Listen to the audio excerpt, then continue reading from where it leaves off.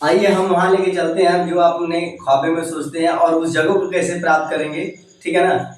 उस जगह को कैसे ढूंढेंगे। अब आज का हम टॉपिक वहीं लेकर आए जहाँ आपको आपकी हमेशा नींद गायब रहती है, ठीक। तो सबसे पहले आप यहाँ नींद लगाइए और ध्यान लगाइए, यहाँ देखिए नींद में जाकर, और देखते हैं अक्षांश रेखा और देशांतर रेखाएं क्या होती है। नमस्कार साथियों, मैं रामदूत बिंद्रा आप सभी का स्वागत करता हूँ, और आज हम पढ़ेंगे अक्षांश एवं देशांतर रेखाएं। तो अक्षांश रेखाएं को सबसे पहले पढ़ेंगे आज। तो सबसे पहले हम चलते हैं ग्लोब पर। ग्लोब आपने देखा होगा कि ग्लोब आपको कुछ इस तरह से दिखाई देगा, ठीक ना। ग्लोब आपको कुछ इस तरह से दिखाई देता होगा, मैंने आपको यहाँ पर पहले से बना रखा है दिखाने के लिए, ठीक।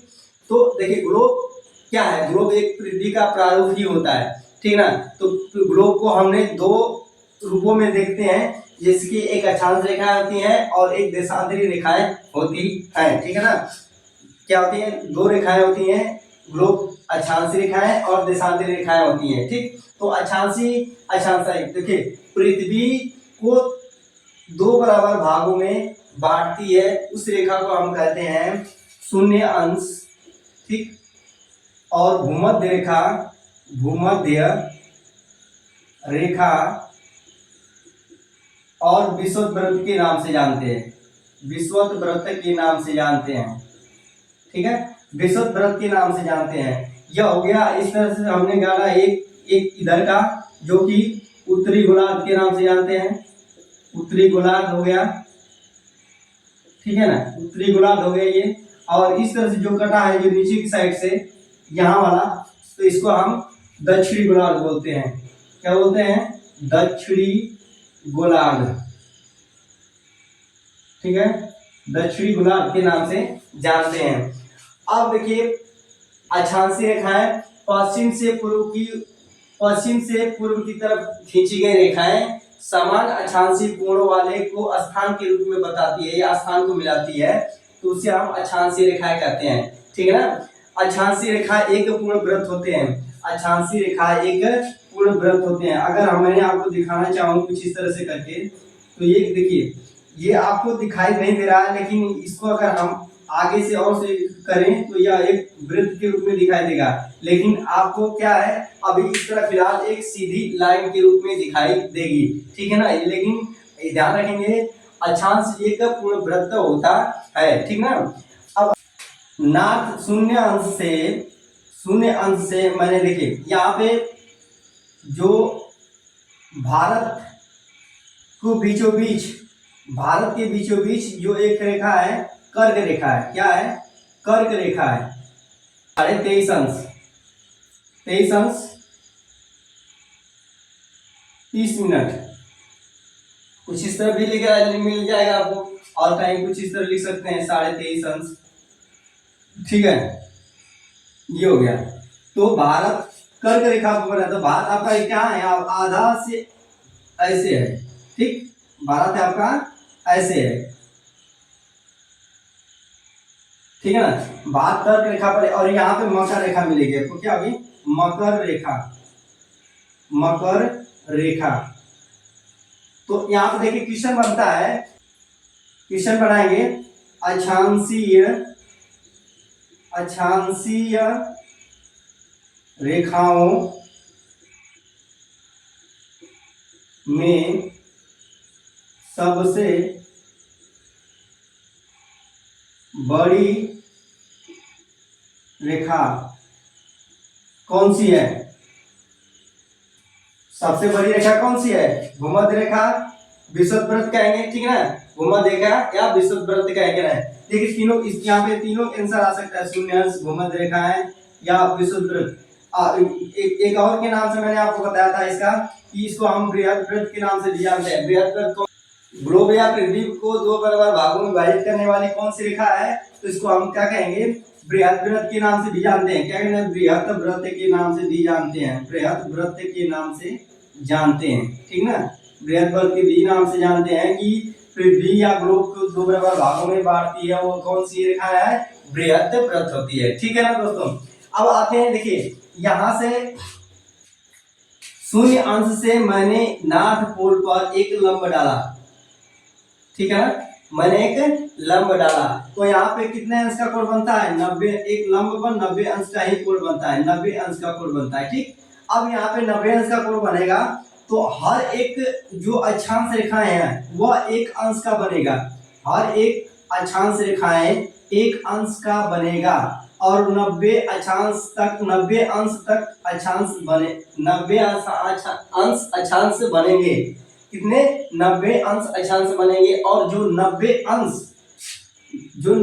अंश जो अक्षांश रहेगा वह एक बिंदु के रूप में होता है। 90 अंश अक्षांश को अक्षांश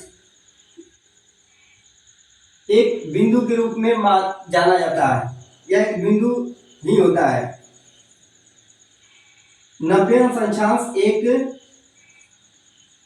पूर्ण वृत्त नहीं है, पूर्ण वृत्त नहीं है, या इसको हम बिंदु के रूप में या इसको हम बिंदु मानते हैं। ठीक ना, अब देखिए ये नॉर्थ पोल का एक अक्षांश हो गया, अब ये नॉर्थ पोल का अक्षांश हो गया, अब इसी तरह से ये आपका साउथ पोल का अक्षांश हो जाएगा, तो इसको हम बोलेंगे दक्षिणी अक्षांशीय। ठीक ना, दक्षिणी अक्षांश रेखाएं, और इसको क्या बोलेंगे उत्तरी अक्षांश रेखाएं, इसको क्या बोलेंगे उत्तरी अक्षांश रेखाएं। ठीक है ना, अब देखिए मैंने बताया था कि हर एक अक्षांश एक अंश पर बनेगा, हर एक अक्षांश एक अंश पर बनेगा, और हर एक दो अक्षांशों के बीच की दूरी कितनी होती है, दो अक्षांशों के बीच की दूरी कितनी होती है 111 किलोमीटर, 111 किलोमीटर।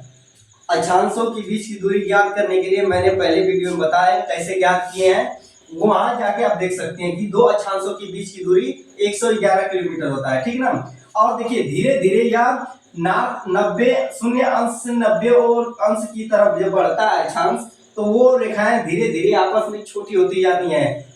कैसे कि मैंने देखिए यहाँ से मैंने बताया इस पश्चिम से पूर्व तक गए हैं, तो सबसे बड़ी रेखा यहाँ से यहाँ तक मिली है। अब इसे थोड़ा सा ऊपर जाते जाते जैसे जाएंगे वो रेखा आपस में छोटी होती जाएगी। ठीक है ना, इसी तरह से दक्षिण में आएंगे तो दक्षिण में शून्य अंश से नीचे आएंगे 90 अंश तक, तो ये यहाँ से यहाँ तक क्या हो जाएगा आपका ये रेखा है जो धीरे धीरे छोटी हो जाती आएंगे। तो इस मतलब ये एक पूर्ण वृत्त होते हैं, अक्षांश पूर्ण वृत्त होते हैं। ठीक है ना, और देखिए एक बात की ये अक्षांशीय रेखाएं कितनी होती हैं, सॉरी हाँ क्या कहेंगे कि कुल अक्षांश रेखाएं कितनी होती हैं, कितना। अब यहाँ पे 90 अंश हो गया, यहाँ पे 90 अंश हो गया, तो कुल अक्षांशीय रेखाएं कितने हो जाएंगी, ये साउथ पोल कुल अक्षांशीय रेखाएं, कुल अक्षांशीय रेखाएं, अक्षांशीय रेखाएं, कुल अक्षांशीय रेखाएं निकल के कितना आएंगी। अब 90 ये है 90 ये है, तो 90 और प्लस 90। ठीक है, अब देखिए प्लस में इसको शून्य को छोड़े तो इसको लिख ले लेंगे, कितना आ जाएगा 181।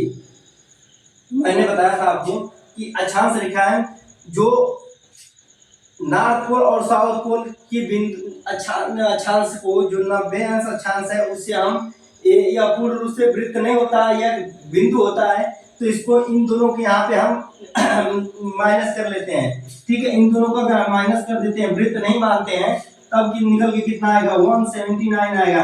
तो देखिए अगर यहाँ से कभी कभी पूछ सकता है कि कुल अक्षांशीय रेखाओं की संख्या बताइए, तो जब कुल अक्षांशीय रेखाओं की संख्या 181 किलोमीटर दिया रहेगा तब तो ठीक है, सॉरी कुल अक्षांशीय रेखाओं की संख्या 181 है, अगर दिया है तो ठीक है। अगर वहां पे 181 179 दे दिया तो आपने समझ लिया कि ये चीज कहां से आई है, तो इतना आप लगा लेंगे। ठीक है ना, इसी तरह से अगर मैंने एक चीज और बता दूं कि ये जो बृहत वृत्त है, बृहत वृत्त मैंने बताया कि आपको सबसे जो अक्षांश में सबसे जो लंबी रेखाएं हैं, जो रेखाओं में सबसे अक्षांशीय रेखाओं में सबसे लंबी रेखा है जो बृहत वृत्त है, तो जानते हैं इसकी जो लंबाई होती है 40,076 किलोमीटर होती है। ठीक ना, 76 किलोमीटर होती है।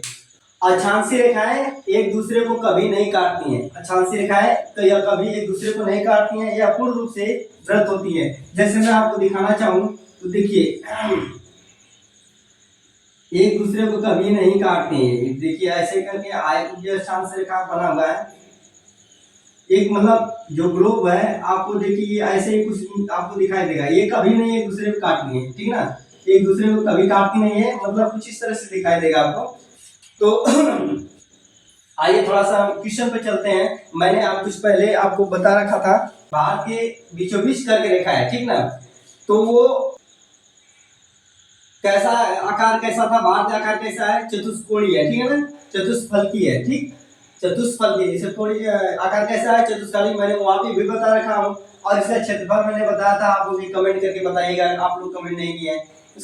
ये उत्तर है, ये पूरब है, किस गोलार्ध में स्थित है, उत्तर पूर्व गोलार्ध में स्थित है, ठीक ना, ये कटिंग उत्तर पूर्व गोलार्ध में स्थित है। भारत का अक्षांशीय विस्तार मैंने बताया था कि नॉर्थ पोल से साउथ पोल तक की भारत के अक्षांशीय विस्तार कितना है, 8 अंश 4 मिनट, और जो नॉर्थ पोल का था 37 अंश 6 मिनट, ठीक है ना।